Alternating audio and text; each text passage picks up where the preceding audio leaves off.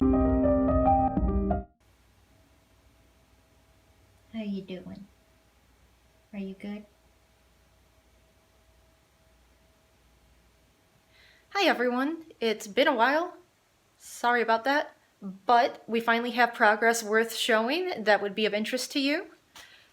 We finally cleared the room out that'll be our new set. This is extremely exciting to us because this little room was packed from floor to ceiling with just stuff from moving in, and it took a good long while of just shuffling parts of the house around to get it to this point. So we finally get to build a set, which means we'll finally get to film the actual live parts of Velociraptor, which means Velociraptor will start taking off at a much faster pace than it has been, and this is amazing to us.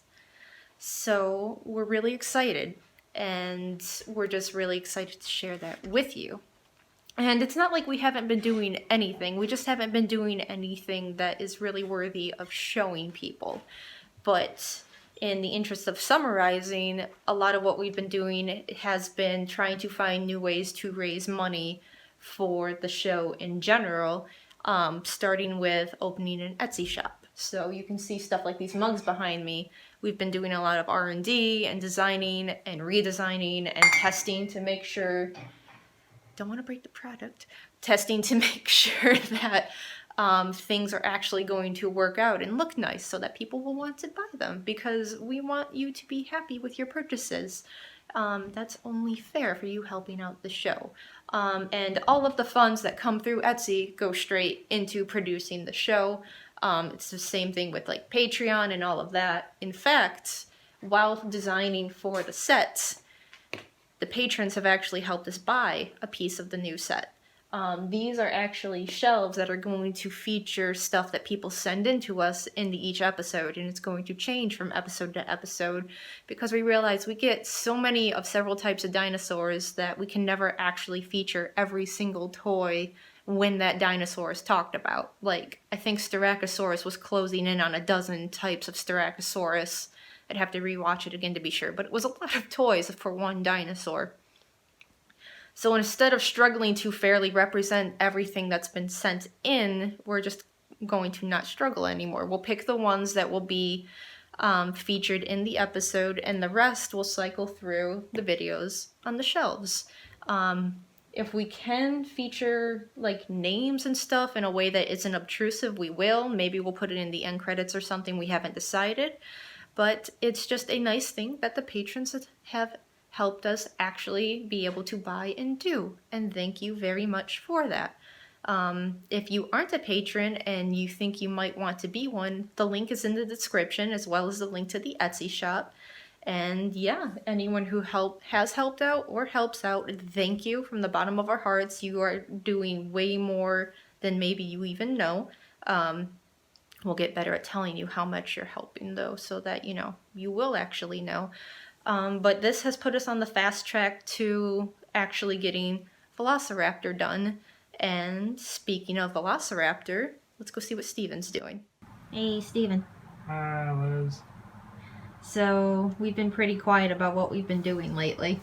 This is a true statement. So you want to show people what you've been doing lately? I do. Well, lately it's been like at least a month and a half of working on the same thing. That's true. Well, I haven't worked on it every day, but if I could get to the point where I can drop this layer. There we go. Okay. So, I have a Velociraptor here in After Effects, and all of these layers are individual components of it that are all expression linked to this master layer where I control the individual paths. So if I want to, if I want to have the hands rotate out for some reason, I can do that and see all the feathers go with it. Mm-hmm.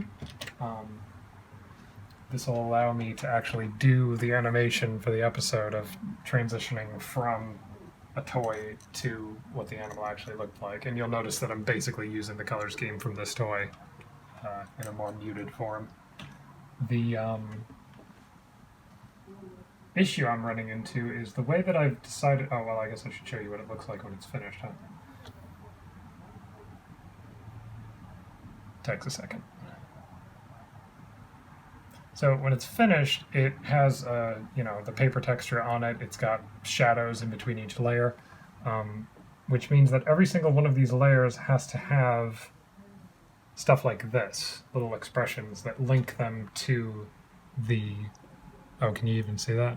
Barely, but they'll get the idea. Yeah, they have to be expression linked to the parent, which allows me to work quicker because I can just animate the non-rendered version, because you saw how long it took to render a single frame of this. The issue is, I think it's slowing After Effects down to have this many layers, and even though it's just one line of code, it's having to run... How many layers do I have? Yeah, it's having to run 280 lines of code every time I have to change even one thing to update the graphic. So this could be a pain to actually render out. And I'm just now noticing the way I did the masking is making the teeth appear over the egg.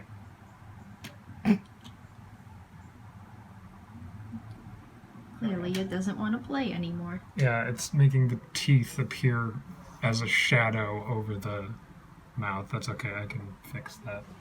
But right now I'm working at, you'll notice that the primary feathers are coming out of the finger without any like fuzz or coverts on the finger. I'm working on fixing that. It kind of works here, where I've got just down on the hand itself because that's the inside. Mm-hmm.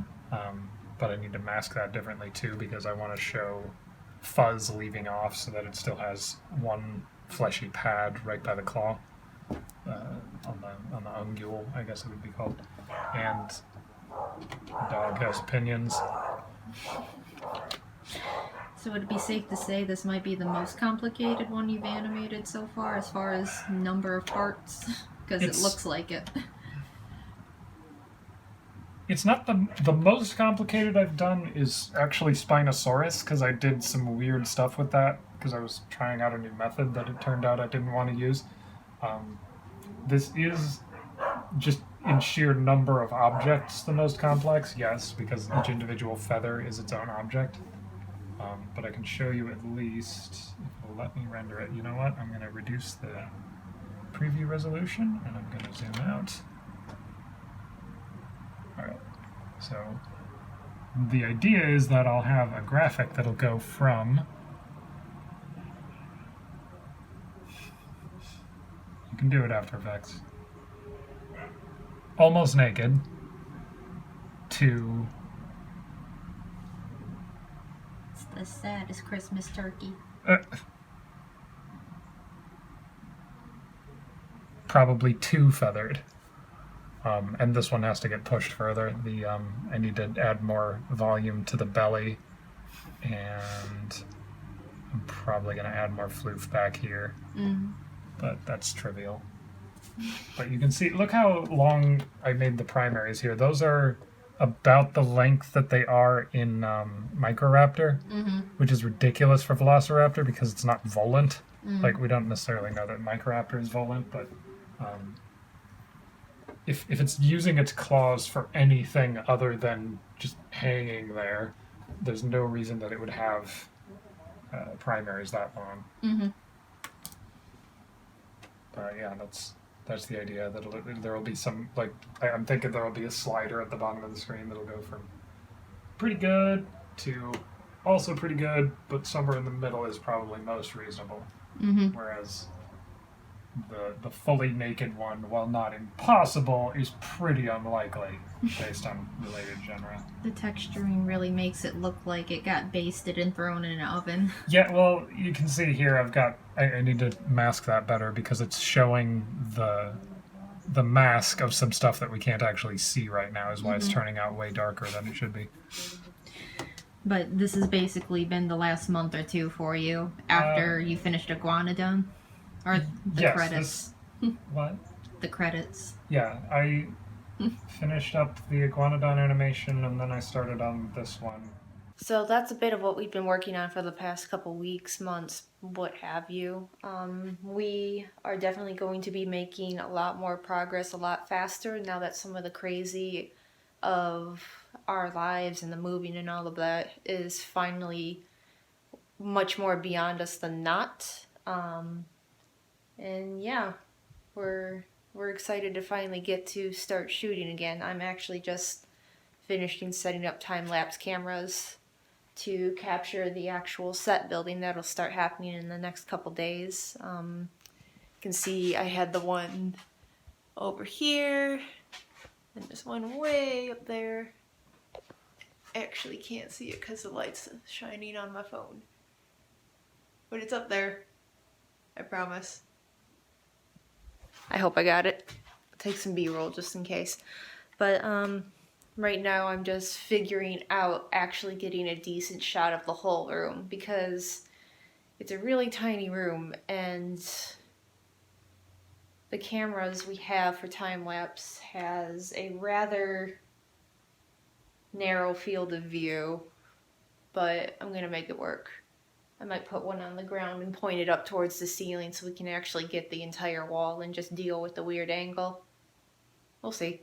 At any rate, we finally got an update out, and we're finally going to start diving into things like mailbag videos and other content to kind of just keep you guys up to date on what's going on in our lives while we actually produce and shoot the show itself, because we don't want to keep leaving you all high and dry. And I don't know, maybe a few people are actually interested in the behind the scenes and stuff, and we could make it a more regular thing. Let us know in the comments what you think. But until then, I'll see you guys later.